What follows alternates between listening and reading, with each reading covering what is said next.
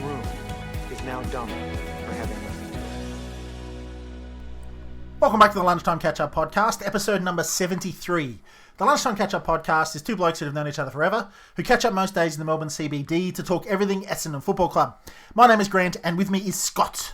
Hello everyone, good to be back. The Bombers are 5-2 after the last 7 games.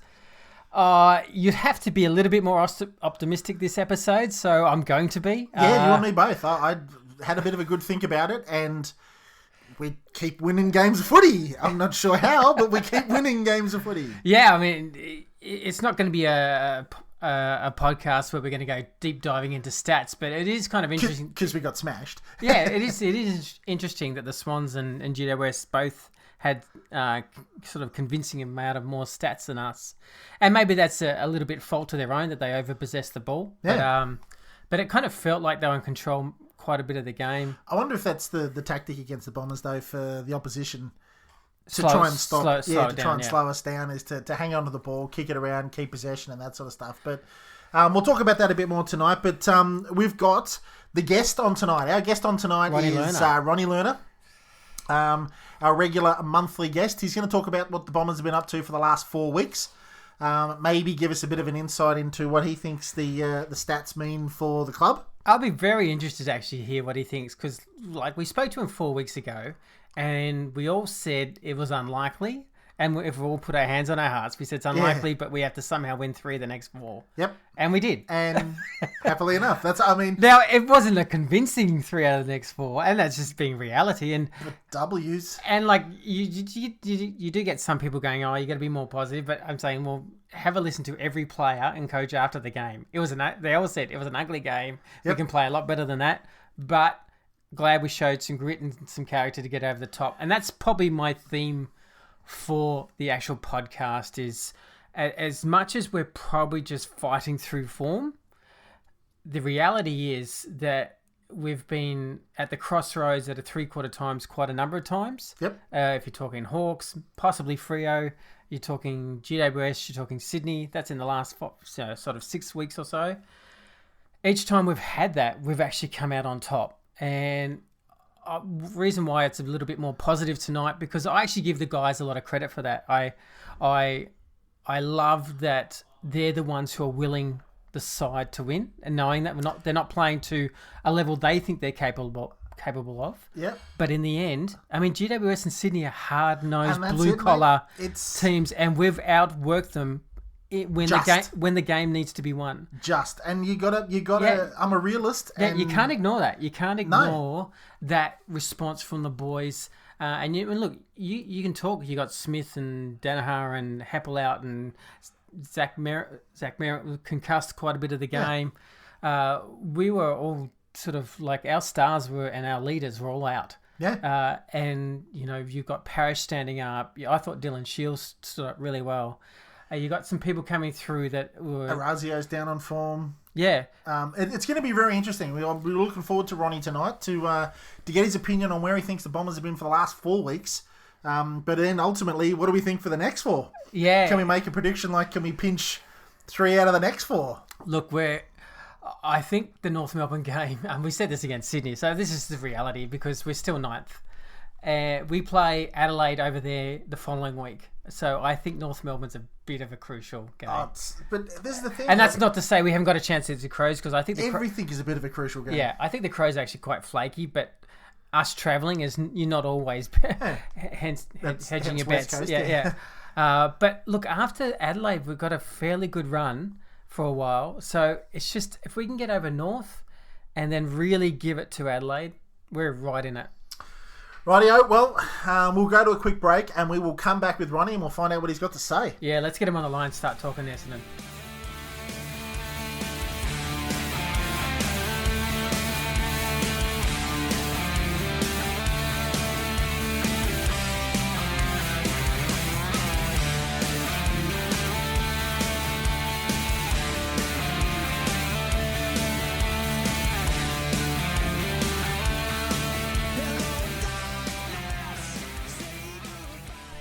Welcome back to the Lunchtime Catch-Up Podcast. As our normal monthly guest, Ronny Lerner, he joins us on the line. How are you, Ronny? Very well, thanks. How are you, fellas? Very good. So happy to have you back online. Look, I guess I want to discuss probably what we talked about last month, where we kind of were talking about that we probably weren't playing a fantastic brand of football, and we had to somehow win 3 of the next 4 games. And I don't know if I've changed the brand of football comment, but somehow we've won 3 of the next 4 games. How do you see it? We've got that over the line. I can't believe it.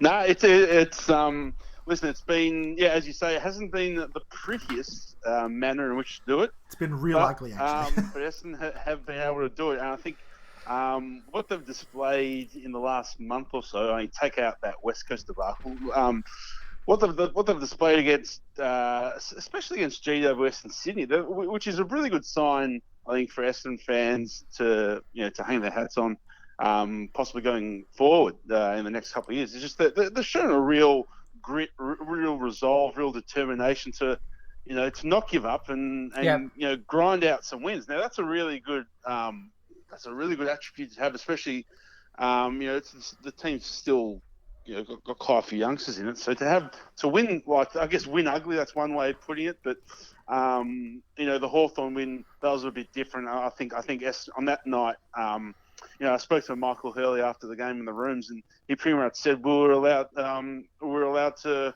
do what we want, which was the biggest strength, which is run, and Hawthorn, they just got overwhelmed in the end because it was very much that game was very much system versus flair and pace. And for the first half, Hawthorn's system was working really well, but in the second half, Essendon's run and gun just overwhelmed them. And the game, if you recall correctly, the game was burst open in the third quarter and it was lights out. But the GWS game that's probably the way Brisbane are playing now. Brisbane's probably looking the best at the moment, but the GWS wins probably top 2 for sure.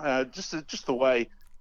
They just didn't give up, Essendon, which was a really good sign. I think it's as I said earlier, and GWS. I mean, heading to this week, everyone picked them for top 4. That's looking a bit shaky now, given they're playing Richmond this week at the G. But the Giants had a lot on the line that night, and arguably more than Essendon. And for Essendon, who are just trying to stay in touch with the 8 to grind out a win like that, I think that's very character building stuff. And I guess it gives them a bit of belief going forward that if you're not, which has been the case the last couple of weeks. If you're not playing the best footy that they have been playing, or 3 weeks if you want to include West Coast, they're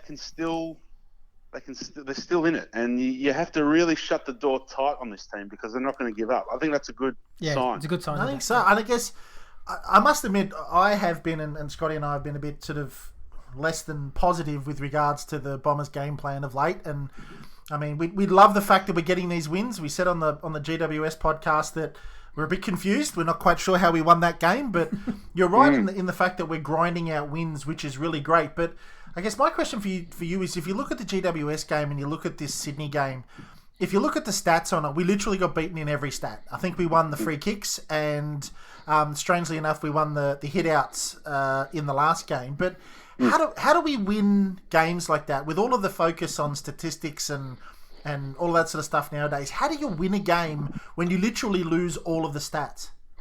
Well, I think if you want to look at the GWS game for starters, I mean, I was like you. I still don't know how Essendon won that game. It's unbelievable. It was one of the weirdest games of the year, to be honest. It just felt like the Giants were just the team of the night, yet they ended up losing. I think that night was quite easy. It goes back to old footyism. You got to really.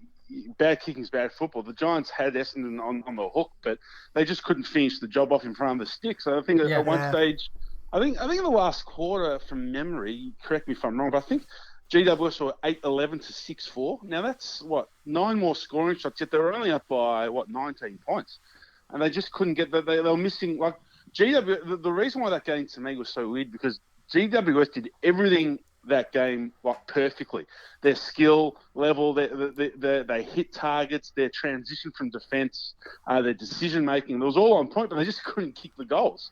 So that's why it seemed really weird that Essendon sort of fought back and won. But I think even broader. This is with I think it's a truism of most footy teams.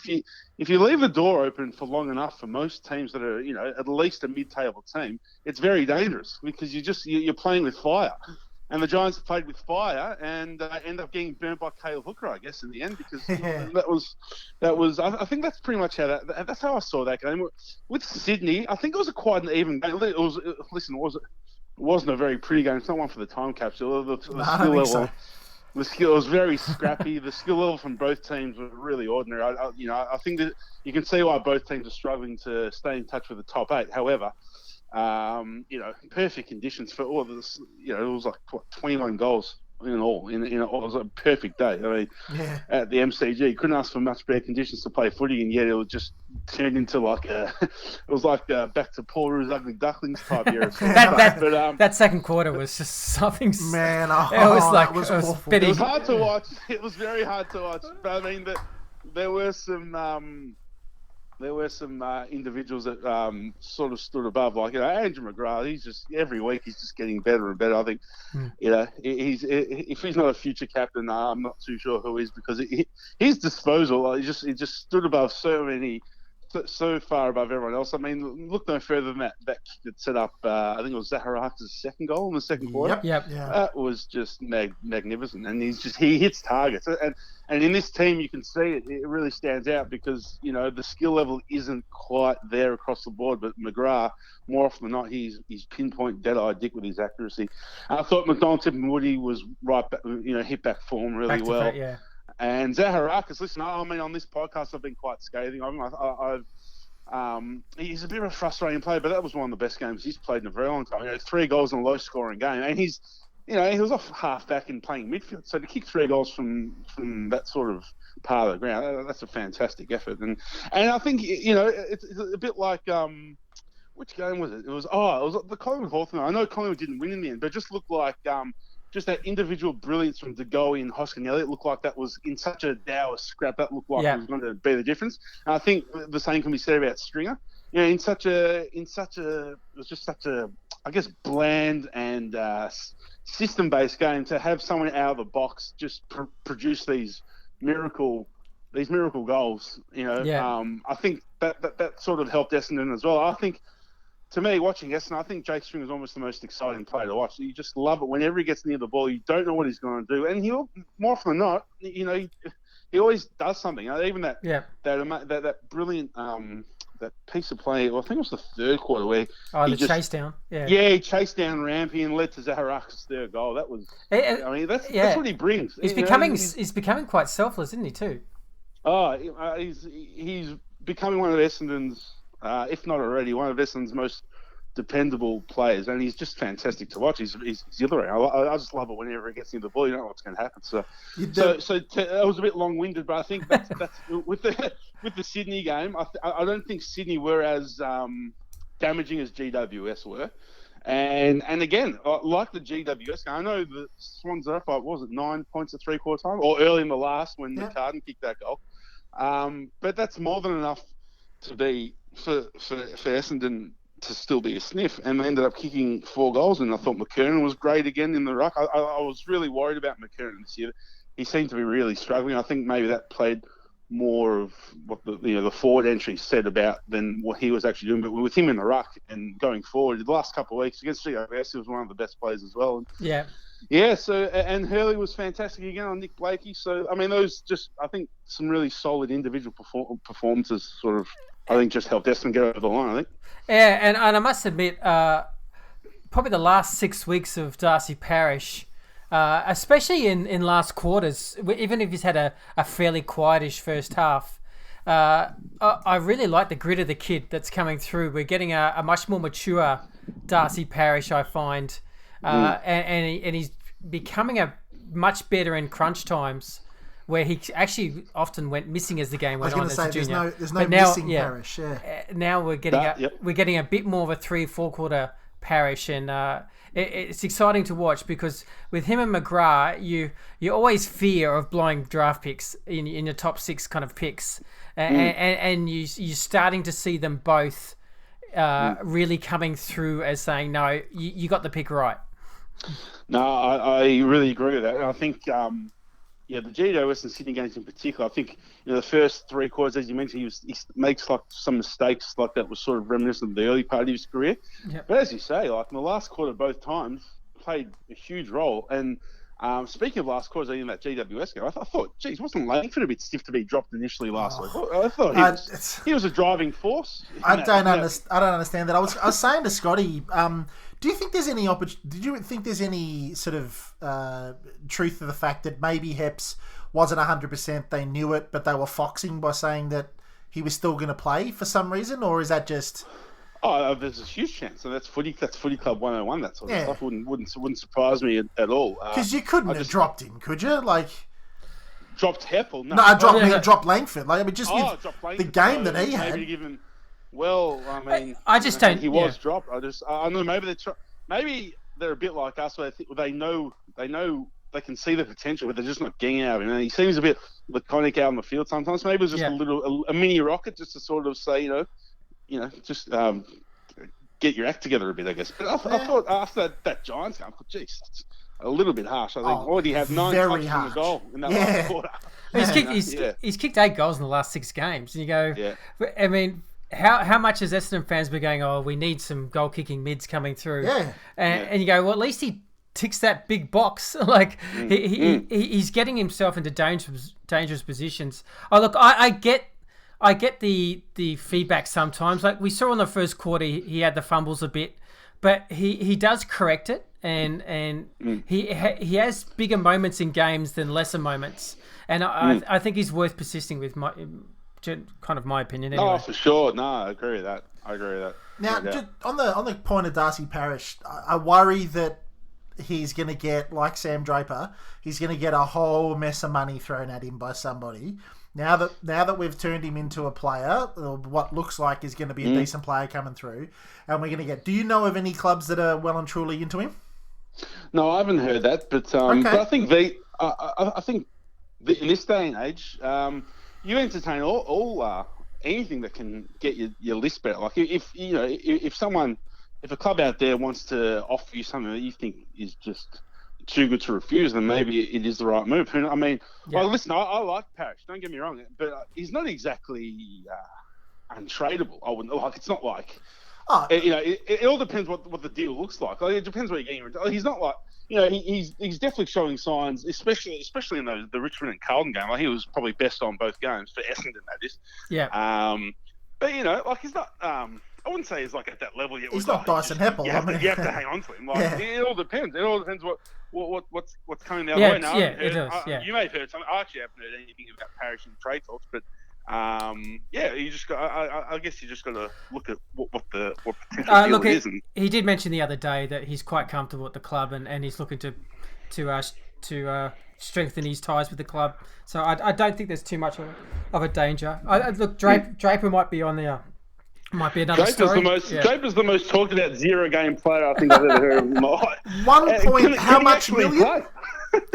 Like how many? Like $1.4 million or something like that. St Kilda's offered him. That was the rumor. I mean, gee whiz. Mate, if I was a St Kilda member and they had that much money to throw at a bloke who's never played a game of AFL seniors in his life, I'd be wondering where my the money's going. Well, after the handbrake deal, you wouldn't put anything past St Kilda, would you? So. No. Do you know, it was funny, Ronnie. I went to, when the VFL was playing Frankston, which is obviously tied a little bit. But there was some St Kilda guys down there watching the game.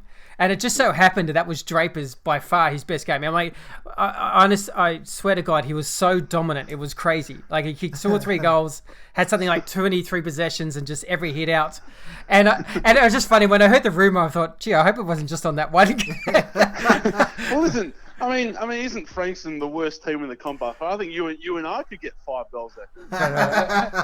Well, they actually had a St Kilda rookie ruckman playing against him, but it was Gee whiz. Well, good luck to them. If they think Sam Draper's worth that much money, that must mean that they're willing to part ways with something valuable to Essendon. So for Essendon fans, then maybe they'll get something good.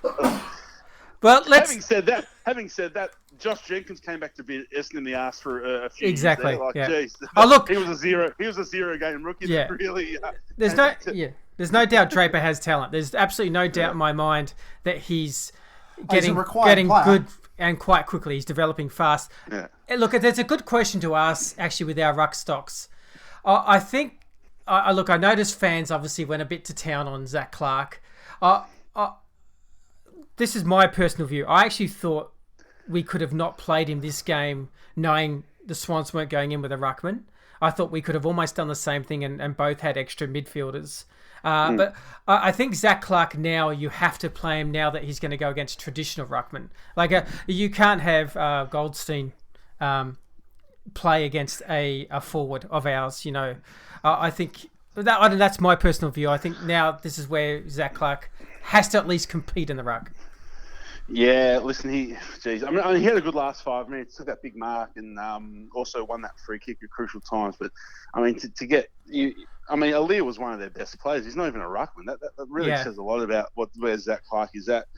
But I think you do raise a point. I mean, I said this at the time. Beltane is a huge loss for Essendon because I reckon, you know, not only is he one of those underrated ruckmen in the comp, but he throws his weight around. He's got a bit of that real mongrel in him that not many Essendon players have. You know, there's a bit of Mumford in him. You know, he's a big tough guy.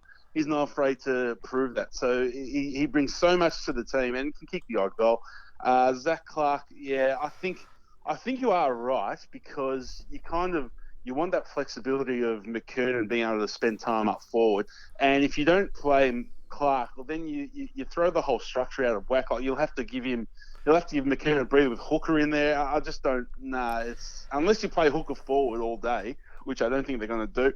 Unless you need him, break emergency glass for Hooker in the last quarter. I do think you're right, but geez, if you look at what Aaliyah. I mean, Aaliyah's not even a ruckman, and he was, like I said, close to the best on ground. Well, he was roving to him. What's gold? Sorry, what was that? So he was almost roving to Clark. He was. He was very clever. I don't know if he was told to do that or he took it upon himself, but he very cleverly. That's why the hit out stats were a little bit misleading because he was, one hit out for Clark was a clearance for Aaliyah. So, he got 9 clearances or something. He was brilliant. He was arguably Sydney's best player. Maybe probably Heaney, but Aaliyah was getting everything going. And look, when you sort of see what Aaliyah did to Clark, you really worry about what Goldstein's going to do. It could be a long day. Yeah. Well, you just hope that maybe the Essendon midfielders will be wise to it and just prepare for a few more hit outs from the other side. Yeah, I was thinking if I'm Skipworth, I'm just Zachy Clark. You just wait there. I've just got the midfielder guys just watching some videotape of Goldstein. Yeah, out of earshot slightly of Clarkie. Yeah. Now, boys. Clarkie's doing his best, but just every now and then. Yeah, just have a look at Goldstein for a good portion of the game. Now, Ronnie, we've had the chat about, look, the boys have got over the line a few times. It's been a bit ugly, but I think you're right what you were saying earlier is that I think Bomber fans out there, and I'm one of them because I've been pretty... scathing. Not scathing. No, I've been reasonably negative on the game plan, and I still wonder what it is, to be quite frank. But I kind of do as well. Like it's not perfect. There's no question about it. And the skill level's still very poor. And inside 50s. It's been countered by, like I said, that will to win in the last couple of weeks. But it's frustrating. Like you say, like the difference between the best and the worst of Essendon this year is just you don't know which team's rocking up from week to week, and I think that's the biggest source of frustration. That's the biggest source of frustration for Essendon fans. You just don't know which team is rocking up, and it's very frustrating. I almost lost on the weekend, but they were good. They ended up winning, which is good. So. And Scotty and I were sort of sitting here just saying we've done really well. We've done the 5 out of 7. We've got over the line, and you know what? We're half a chance to lose to North Melbourne next week by 25 points. Like you just don't know what's going to turn up. But the question I wanted to ask is that, I mean, I'm sort of asking myself this same question in that, should I be a little bit more optimistic about this club now? Because what you were saying before with regards to the boys getting over the line and not giving up and putting in that hard yards in the last quarter and getting over the line in these games... Plus the fact, this actual fact, is that we've won 5 of our last 7. I sort of look at myself saying those things and go, I should be more optimistic. What do you reckon? No, I kind of see where you're coming from. Like results. The results are good, and like the results. The results are good. And you're like, 5 out of 7. But watching the games, you can see with your own eyes that nothing. There's a bit NQR about, not everything's right. Not everything's right, and you can sort of see that. So that's what the Warriors, especially this year, against I know they beat GWS, great win, but against the really good teams, you saw what happened to them against West Coast, Geelong, Richmond.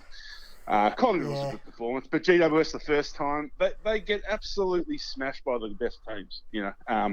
Aside from that GWS game recently. It's not. I look at the way Essendon plays, and it's you can't, especially a team like Essendon, can't rely on last quarters, every week, because there's going to be many times where they're not going to get that chance. The game will be over by then. So how many times can we ask Jake Stringer for individual flashes of brilliance again? or sending Hooker up forward, or it's just there's still problems with the game plan. How many times on the weekend was a play streaming forward with no one in the forward 50, and you have to stop, go backwards, go sideways. You allow the other team to set up in defence. It's certainly not perfect. I'm not. You look at Essendon, I'm not overly enthused about what I'm seeing. It's they're getting the job done. It's solid. It's great. They're ninth on the ladder. They probably deserve to be there at the moment. But I definitely see where you're coming from. It's not they're far away from the perfect team. There's no question about it. And still, even within wins, like that GWS game, the middle 2 quarters, you can name me one Essendon fan that wasn't tearing their hair out. You know what I mean? Like it was just like there were times it resembled a training run. But to their credit, they fought back on. So this is just the whole issue in a nutshell. Essendon fans just don't know quarter to quarter, game to game what's going to happen. And that's not a sustainable game plan. You know what I mean? Like it's not something you can really bank on and rely on. And listen, they could sneak into the 8, and that would be a great effort from where they started. But you think to yourself, you look at the team and you look at some of the losses that they had this year. Really, should they be in this position? Some of the teams they've lost to, and the manner in which they lost to the best teams. To me, they're still a fair way off it, and I don't think they really should be. I might, I said, I think I said on this podcast before. I might be like Pollyanna, but I see this list. I just don't think it's being used in the right way out on the park. I don't think its best is being realised. Far from it. That's just the way I see it. Is it a touch of the North Melbournes? Like, there's lists there? But I think at the moment North are playing well above themselves, and they're playing unbelievable. Like Reece Shaw's got them playing brilliant football. Like really tough. Like see Reece Shaw, in my opinion, he's got the team playing to their absolute strength. Like they're full of tough, hard-bodied players. Yeah. And they're just belting up teams week in, week out now, and they're getting the results. They're playing to their strengths. I don't think Essendon is playing to their strengths. I don't think they're really exploiting what their real strength is, which it's a shame, because I do see this as a very talented team, but not realising its full potential, which is potential. No, I don't see that at the moment. Yeah, I mean, but they can give a big thanks to that defense, who are continually holding teams under 70 points. It's amazing. Absolutely, that back six has been brilliant. I spoke to Hurley after that Hawthorn game. He just said that they're gelling so well together now, and he said he was probably best on ground that night in my opinion. He said wouldn't be able to do it without my back six. They're so settled and they just know what everyone's going to do. And he actually said he felt for the forward line, because as he said, there's been about 15, 16 players have rolled through there this year through a variety of reasons. They just can't get settled. They can't get settled. Yeah, they can't form a chemistry or a connection like the back line has been able to do. So it was funny. It was funny. When I was watching the game, the ball was sort of about 100 yards away from the forward line, but I thought I'll just have a look at the forwards to see what they're doing, and then I saw Laverde and it might have been Stringer just having a bit of debate about who should lead, who should go, and there was like real confusion about, and it happened actually about 2 or 3 times with Laverde, where he just literally wasn't quite sure which player was going or should he go. And it did occur to me, I go, this forward line is just, has just had so many chops and changes that they're just not in sync, and it's not always it's not always the midfield's fault. The entries that there is an indecisive forward line as well that's causing issues. But look, just before you go, just as we're talking about the back six, I must admit it's so nice to see Gleeson showing a little bit of that old 2017 Gleeson. I thought that in the second half of this game, I just thought, gee, this is starting to look like the Marty I know. And he started popping up enough in my. He just went up he sort of up a level as the game went on. Yeah, no, I totally agree. It's so good to see him back out there. It was such a bad injury, the first one that he did. So to miss 18 months and within a couple of weeks to be playing, really good, solid football, some really important spoils. It's great to see, because it's great to see him back. As you said, he looked like he was on the verge of becoming a really good defender for Essendon. So to have him in the same team as Redmond, on those flanks, and Saad, who did I thought another reasonable job on Papley. Yeah, he did. It's great. It's great for Essendon. Agree. Yep. So just one last question before we let you go. Where do you see us in the next 4 weeks? We've got we got North, Adelaide. And then Gold Coast, and then the Bulldogs. The Bulldogs. Where do you see us? That second game. The North game for me is everything. The North game has to be won. Yeah. I reckon if they're 2-2 from that, they'll be happy, because North or Dogs, I don't know who knows. Yeah, what they're going to do. How could you honestly sit there, let alone 4 weeks out with the Dogs game? How could you know what's going to... They're two of the most schizophrenic teams in the competition. Like, you'd have to be... I don't even think Nostradamus would be scratching his head about that one. Listen, the good thing for Essendon is that they've got a good recent history against the Kangas. They smashed them already this year and had a good win against them last year as well, with McKernan and Raz having a good game. They should be able to beat North, but the Kangas are one of the informed teams of the comp. I reckon if Essendon are 10-9 by the end of that period, I reckon they'll be happy. I think. Yeah. All right. That's great. I think the no Ambrose on Brown this time might be an interesting factor. Good call. Good call. Means we have to switch. What? Yeah, I was just thinking about it. The way footy is at the moment, I wouldn't even write off Adelaide at the Adelaide Oval. You just don't know. Don't know. And that's the thing with the club. It'd be great if we were more predictable, or we could be more consistent, because then you could go, look, Adelaide, but not quite. No, we're not there yet. It's a far cry from 2000, where we just rocked up every week and knew what was going to happen. So. That's great. The Crows have reminded me of Essendon a bit all over the shop. I think they're very beatable. I think they're just a bit flaky. Yeah. That probably looks like the hardest one of the four, you'd think, just on paper. We'll go for 10-9. All right, Ronny, thank you very much, mate, for joining us. Insights are always great, and we will talk to you again in about 4 weeks' time. Where can everybody find you, Ronny? So you can find my work on Twitter, at Ronny Lerner, so that's RONNYLERNER, and you can also find my work in the pages of The Age, online at The Age Sport, at Real Footy, and also on Footyology with Rowan Connolly. So you can, if you can't get enough stuff in The Age, you can get another fix there. So there you go, guys. Nice work.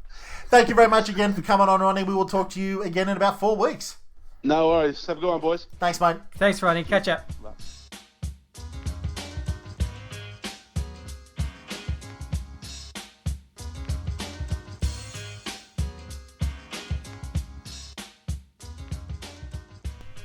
Welcome back to the Lunchtime Catch-Up podcast. Now then, a big thank you to Ronny Lerner for being on the show again. We always love to have him on. Always love his insights. Yeah, absolutely. The insights are great, and he's made the call 2-2 for the next 4 games, and we should be happy. I'm more the 3-1 myself. So I want the 3-1, but if we get 2-2, I'll be a happy boy. Oh look, 2-2. I'm not sure if that gets us into the finals though. So I think we kind of have to go 3-1 to be blunt. But if we want to achieve... If we actually want to achieve... Yeah. Because we did set ourselves... Be ruthless, though. I mean, just thinking about it, when we're talking about we've won 5 of the last 7, it shows you where the club was at. That we had to win 5 of the last 7 to be ninth. Yeah. Not to be in the top 8. But that's the thing, is that we had to turn it around significantly. The last 2 and or we 3 still seasons. Do. Yeah. The last 2 or 3 seasons, it's just been so annoying that we have to win every game with every game. North Melbourne apparently Yeah. at Marvel is going to be a do or die game apparently for us. Every single week is a do or die game. I know. For We us. said Sydney, well, we just have to win this whole season. Just got to win that. But then you go into North Melbourne and go, oh God, we just have to just got to win that. Yeah, because that's the thing. You get a sniff, right? You get a sniff at 5 and 7, or 7 and bloody 2 or whatever it is, 5 and 2. Yeah, 5 and 2. Great, Yep. it's 5 and 2. You get a sniff at 5 and 2, and you go, well, hang on a minute. If we could just be, I just want to pinch 6 and 2, and if we can just pinch Adelaide and be 7 and 2. So yeah, no, it's a big deal. Again, if we get 2 and 2, then yeah, you probably might. I've probably got this little false hope that North Melbourne's coming off a 6-day break. Look, man, we're both just ultimately Essendon. We're mad Essendon fans who just want to win. Tragics, man. We just want them to win, and it just pinch it. Yes. Come on, boys, just pinch it from North. Look, and this is the thing, Ronnie. As Ronnie said, we've got the talent to beat North. Oh yeah, but North are in form at the moment, and they're looking good. I will say is before the round, I thought Sydney was one of the informed teams. Yeah. So we beat them. Before that, GWS was in one of the informed teams. See, this Before is the confusing part, man. we beat Brisbane when they were really informed. I know. So I'm not scared of the team. Of the task, of the challenge. challenge. The task and standing up, because we have done it. We've actually knocked off teams that were in form coming into our game. Then why aren't we sitting here saying we're a huge chance against North, we're going to knock them off, I'm confident? I just think we just haven't seen spectacular footy from us. I think it's just... And I think we're all nervous about, what happens if a team does kick the footy straight and they're 8 goals won instead of... 3 goals 5 or hello 3 goals. Richmond, hello Collingwood. Hello West Coast. It's like there is a little bit to say that we've been a little fortunate also that the opposition hasn't been kept us in games. And Ronnie sort of said from interviewing Hurls that I think they understand that. I think the boys know. The players were very clear after the game. Yeah. I actually found it really refreshing because they just said that was an ugly game. That's not how we want to play. Glad we won. Glad we gritted it out. Proud of the guys, but we've got to play better than that. And that's fine. That's exactly it. So it's not from us. It's not our podcast saying that. That's the club. Absolutely. Everyone from the club I've heard said the same thing. So that's just the reality that we've got to get a little bit more flow and look, just small things like not having an injury this week. It's just would be small nice, thing. yeah. Just then you go. Besides Heppel will come in if he's fit. Yep. That's probably the only change that will happen. It's a week under Jakey's belt. It'll be the same forward 6. It'll be the same back 6. And it's just small things like that. Yeah. You just say, hopefully continuity. They're just a little bit better this week. A little bit more in sync. It's my saying minor, but it's we've been having 3-4 changes way too many times. Yeah, that's true. And we need a bit of continuity from a settled 22, 23. Speaking of changes... It's a bad segue. But the VFL boys won again. Yeah. Top of the ladder, baby. Beat the Coburgs. They've just had a great year. And look, they're probably really thankful of Essendon and in the mid-season draft getting Snelling because... The kid's walked in and got every possession in the world. he's had 33 possessions and he's done... Do they give him a Braden Hand sniff? Yeah, they must be... slightly tempted, but the hard part is that they know who do you take out? Yeah, they know the captain likely has to come in, and I just would doubt they would make 2 midfield changes. But I'll probably drop Langford. But yeah, look, I'm not even being sarcastic. I honestly think Langford is probably the likely to go out, whether I like it or not. No, it's just you're right. That's just what's happening. Just history. That's history has shown it, yeah. So, look, I'm not going to kick up a fuss this time. Like, if it happens, it happens, and that's... Everybody knows. I'll move on. Everybody knows that we feel sorry for the kid, really, seriously. Like, he deserves a game, and he keeps getting dropped. So, but, yeah, there's not much we can do about it. I'm more than happy. I'm happy of him coming out for Heppel. Well, I mean, sorry, yeah. If that's the only change, then, I think anyone, you got to get the captain in. Yeah. And so I'm not going to rant and shout and like last time.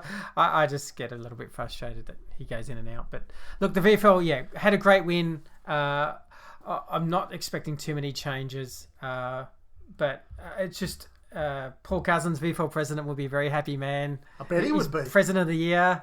Is he? Yes. Oh, no, he should be. He should be. He should be, yeah. Well done, Paul. Congratulations to Paul and the boys. Well done. No, they've had a fantastic year, and it wouldn't be great to actually see him win a grand final, the VFL boy.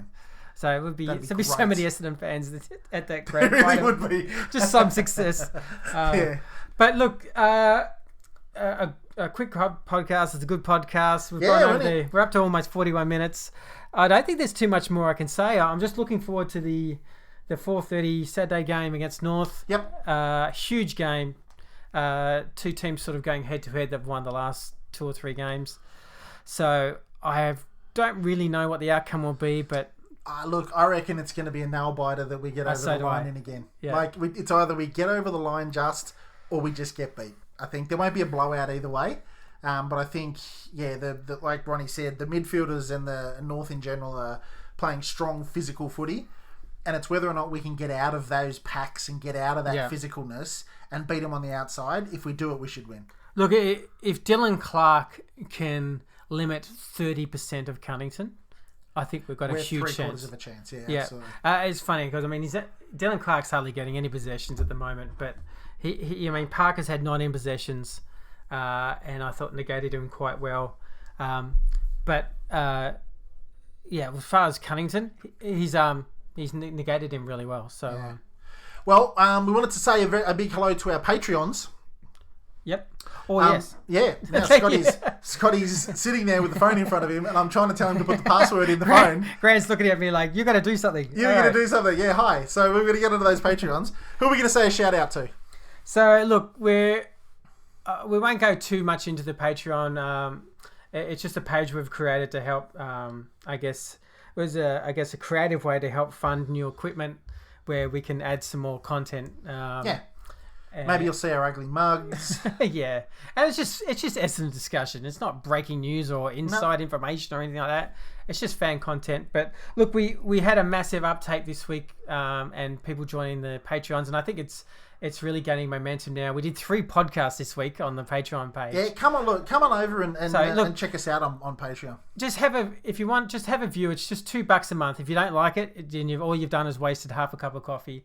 If you like it, then it's basically you can go down as cheap as $2 a month, and anyone's welcome. And we'll do the Thursday team changes show as normal, and we also we sometimes do a little teaser after the game, just to say what our initial thoughts were. Ross Wilson, Andrew Denham, Joshua Smith, Sam Vincini, Ron Thompson, Julie, Dean Marks, Carlos, Will Kalides, thank you so much for your recent Patreons. Yes, indeed. Thank you very much, guys. Really, really appreciate it. We're pretty humbled by it. It might seem like only $2, but it does go a long way to help us build and get some new mics and get a new laptop, and it is to a genuinely good cause, and it's into account that only specifically only goes to equipment. Cool. We have no interest in profiting. So, but thank you so much. Where can they find you before we go? I'm on Twitter as normal. So it's Scooter McNeese. Grant, you're running now. Instagram. I'm on the Instagram, yes. There's something posted on there as much as I potentially should have. But you can get us everywhere in the socials. You can get us on Instagram at the Lunchtime Catch Up Podcast. The Facebook page is Lunchtime Catch Up Podcast Facebook page. Twitter. You can get us on Twitter as well. We couldn't get the Lunchtime Catch Up Podcast on Twitter, so it's just the Lunch Catch Up. You can get us a Lunch Catch Up on Twitter. Go and check out Ronny Lerner as well. Go and check out him on the platforms that he mentioned. iTunes, Spotify. You can catch our main podcast. That's it. iTunes, Spotify, SoundCloud, the whole 9 yards. So, thanks everybody for listening. We really appreciate it. Scotty's got one more thing he says. Yes, and we just want to give our shout out, and I forgot his name. I'm so sorry. To our friend in Israel. Hey, our friend in Israel, yes. Who's our emergency services. Our emergency ambulance service member. Driver. Just a big shout out. Look, we love your role. We love that you care for people, and it's such a significant role. So, bit of a shout out to you, and we really appreciate your support, and thanks for your messages of support to us. Absolutely. So, everybody, thank you very much. We will see you after the game, or probably potentially the next day after the North game. Same bat time, same bat channel. So we'll talk to you guys then. Go Bombers. Catch up.